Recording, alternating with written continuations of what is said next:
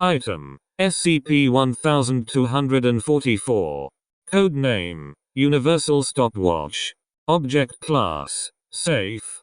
Special Containment Procedures: SCP-1244 is currently under observation in storage room, which shares a wall with the D-Class cafeteria kitchen. Under no circumstances should the top button be pushed outside of supervised testing procedure. Description: SCP-1244 appears to be a brand stopwatch, specifically a model produced in 19. X-ray scans of the device reveal a very complex interior filled with gears and levers of various materials. The interior bears little to no relation to the expected components, both in complexity and material composition. Attempts to replicate or even map the design based on scans have met with repeated failure, and all requests to disassemble the watch have been turned down due to risk of damaging the device. An engraving on the back reads, "I'll see you soon, C." When the button on the top of the watch is pressed, the hand of the watch will quickly spin clockwise, reading a time between 10, and 60 seconds, then begin counting down to the 0 mark at the normal rate for a standard stopwatch. When the hand reaches 0, it stops with a loud click, coinciding precisely with an event of significance to a nearby person, with a range of at least 16 meters.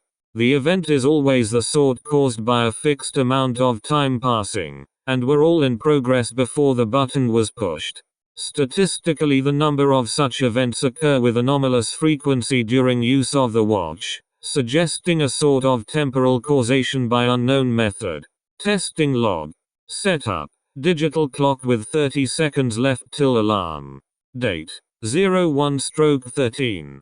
SCP-1244 spun up to 30 seconds, and counted down along with digital clock. Setup: digital clock with 8 minutes left till alarm. Date: 01/17. SCP-1244 spun up to 53 seconds. When it reached 0, Level 2 researcher burst into the room, and apologized for being late for scheduled testing. The researcher felt no strange compulsion but had been held up studying and lost track of time, and rushed through the facility in an attempt to arrive on time. Setup: all timepieces removed from room. All researchers present. Date: 01/17. SCP-1244 spun up to 10 seconds. When it reached 0, no event was recorded. Note: this was later determined to have this coincided with the end of guard shift C. 2 guards were stationed in the hallway outside the room at the time. Dr. Setup: researcher in far corner of room instructed to count down from 30 in his head. Date: 1/17. SCP-1244 spun up to 27 seconds and reached 0 at the same time as researcher. Note: I guess the guy counted a little fast. Dr. Setup: non-researchers evacuated from testing wing. Date: 01/19.